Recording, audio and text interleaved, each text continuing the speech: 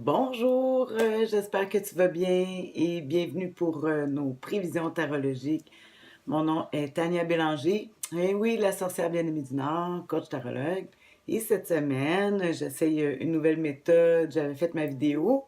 Actuellement, je pige 3 cartes en direct pour reconnaître l'humeur, les défis et l'attitude gagnante à pratiquer cette semaine. Cette semaine du 6, lundi le 6 à ce dimanche le 12 mai 2019. Comme je disais, lundi, là on est mardi. Alors, lundi, j'ai fait ma vidéo comme à l'habitude. Et puis ça n'a pas fonctionné. Je fais partie de mon téléphone, mon iPhone. J'expliquerai pas plus longtemps, mais j'essaie une nouvelle tentative aujourd'hui, d'une nouvelle façon de faire. Alors, j'ai quand même tiré les cartes. J'avais fait une belle vidéo, mais je vais maintenant les réexpliquer. Hein, j'ai eu des petits... Fait qu'on dit l'humeur de la semaine. On y va, l'humeur de la semaine avec l'as de coupe. L'as de coupe. L'humeur de la semaine. C'est beau, un l'as de coupe, on l'aime beaucoup. C'est la carte des célébrations. En fait, habituellement, c'est une carte qui va marquer l'été. Mais on voit aussi que la coupe, elle déborde. Hein? On voit qu'il y a des... On voit de l'eau. C'est un signe d'eau, c'est l'amour, les cœurs, les émotions. Mais aussi, le débordement peut aussi faire penser des fois à des abus. Abus de plaisir, dissolution d'une hygiène de vie. La maison peut être en délabre.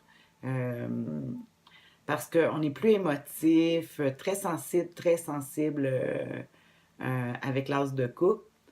Soit qu'on peut être très en amour, sentir une bénédiction, c'est le temps du cœur, d'aider les autres, mais c'est aussi le cœur peut être aussi à l'envers et bouleversé facilement parce qu'on voit que ça déborde l'eau, puis ouais, je pense à beaucoup de monde ici qui ont été inondés. Alors, bon, l'humeur de la semaine, fait que la fête, oui, c'est le printemps, mais en même temps, on voit la dissolution, surtout si on voit justement en défi. J'ai pigé la carte ici, c'est le tarot des sorcières, hein? Le tarot des sorcières que j'ai pris. Le diable, le numéro 15, qu'ici on appelle le côté obscur. Le tarot des sorcières appelle le côté obscur. Pourquoi qu'on appelle ça? Pourquoi qu'on appelle ça le côté obscur? Le diable, parce que c'est d'affronter nos peurs, nos craintes. Euh, de ne pas se laisser emporter aussi par, justement, je parlais de l'alcool ou vu que les émotions sont très, on est porté à chercher des plaisirs plus primitifs. Euh, L'argent, c'est pas bon pour les finances. Si on a affronté, en tout cas, des grands problèmes par rapport à ça, peut-être dissolution aussi avec, c'est surtout le cœur, l'émotif aussi avec peut-être en tout cas, il faut affronter nos peurs, il faut les affronter. C'est vraiment le défi cette semaine, d'affronter le diable, le plaisir. Parce que le diable, c'est aussi le rire, le plaisir. Mais là, si ça devient le... Ils disent, quand ça commence à être trop, ça devient une dissolution. Puis c'est là que, comme je dis, si on fait trop, comme avec l'as de coupe. Donc, je termine. Je regarde 3 minutes, on dirait que je vais plus vite euh, avec ce genre de vidéo-là. Bon, je vais expliquer maintenant l'attitude gagnante. Parce qu'on dit, c'est très beau tout ça, c'est très beau. En tout cas, moi, je l'ai vécu lundi, problème avec ma vidéo, nanana, moi, ma pression, là, en tout cas, j'ai une maladie génétique qui fait toutes sortes de problèmes de santé. Ah, puis hier, là, c'était pas facile, fait que, ouais, je dois affronter mes peurs. Non, je serai pas toujours comme ça fait ça de mal. Des fois, c'est creux, il faut que ça remonte.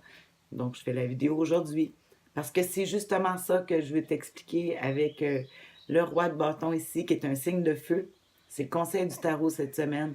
Si on veut affronter nos peurs, là, ben, avec le roi de bâton, tu sais, je disais que c'est très physique, mais si ça serait de la reine de bâton, je dirais plus physique. Tandis qu'ici, avec le roi de bâton, c'est vraiment une question d'attitude. Ça veut dire qu'il faut donner l'exemple.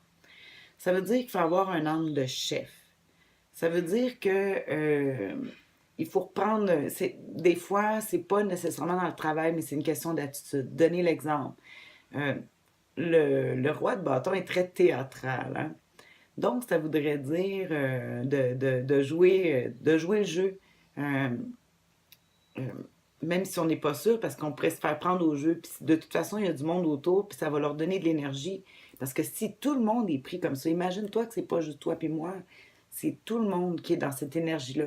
Fait que c'est sûr que si tout le monde affrontait les peurs, nous-mêmes et les autres avec qui on côtoie, parce qu'on est tous dans cette humeur-là, mais le roi de bâton, ça va être le fun de jouer la game, là, puis de dire non, non, là, on se place, ça va aller. C'est ce que j'ai fait aujourd'hui avec mes prises de sang, que les infirmières n'étaient pas capables après. Mon sang ne coulait pas. Alors, on me dit, ah, puis moi je l'ai dit, les filles, c'est pas grave, on prend ça calmement, puis on va réussir, c'est sûr.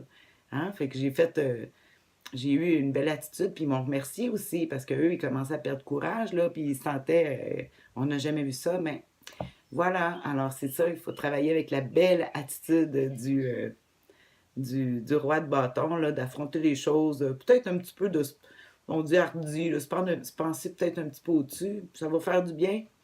On va dire, ah, pas de problème, amenez-en, puis on va tout gérer ça, puis on va aider les autres aussi à comment s'organiser. Bon, c'est pas mal ça. J'espère que ça va fonctionner pour pouvoir la mettre, la vidéo, à toi qui m'écoute toutes les semaines ou presque. En tout cas, moi, j'adore faire ça. Alors, bonne semaine. Bye.